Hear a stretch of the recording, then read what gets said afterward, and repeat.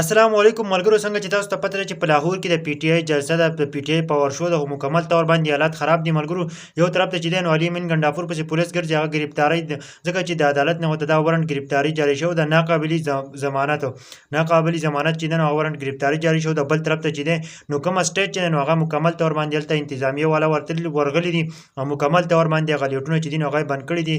بالکل هلته تیاره شوې ده ځکه چې هغوی چې تاسو د دې ځای نه وځئ ځکه چې 6 بجې پوره شو دي او 3 بجو نه واله د 6 بجو پورې ټیم هغه ختم شوی دی. مکمل طور باندې حالات خراب دي. علي امین ګنډاپور چې دی نو مکمل طور باندې هغه گرفتاری هم جاری شوی دی او هغه به هم گرفتاری ملګرو. حالات ډیر زیات خراب دي. عوام چې دی نو علي امین ګنډاپور نه تاو شوی دی. علي امین ګنډاپور گرفتاری لنه ورکړي. دغه نه پس چې دی نو عوام چې دی نو اوس هم جلسه کوي ځکه چې علي امین ګنډاپور چې دی نو دیو ټول چال چې جوړ کړی دی نو علي امین ګنډاپور ته د حکومت جوړ کړی.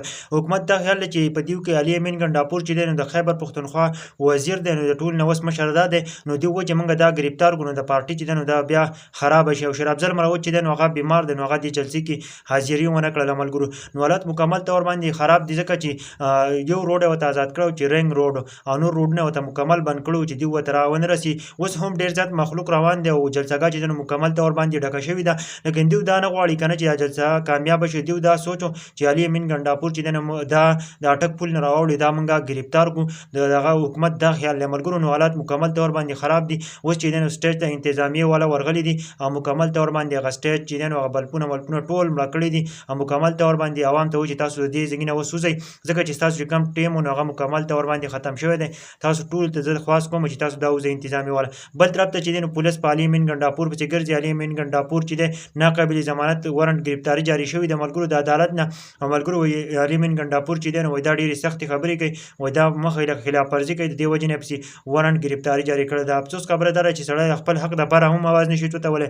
دا ملګرو نوي معلوماتو د پی ټی آی چې کومه جلسه ده د عمران خان په وینا باندې دا جلسه وکړه ځکه چې عمران خان ورته ویلو چې په هر صورت کې به دا جلسه کېږي. علي امین ګنډاپور ته ویل که ستا نه وزارت ځي که نه نو هم پروا به نه کوي خو دا جلسه به خامخا کوي. نو هغه جلسې لپاره دیو روان شول خو جلسې لپاره چې دیو روانېدل نو په دې باندې حکومت چې دی نو نور کله دیو له ان او سی نه ورکوله اجازتنامه نه ورکوله نه نه وله اجازتنامه ورکړه په داسې طریقه باندې چې دیو علي امین ګنډاپور دا پنجاب ته داخل شي اټک پل نه راواوړي نو چې دا وارنټ گرفتاری پسې موږ جاري کړو دا موږ گرفتار کړو.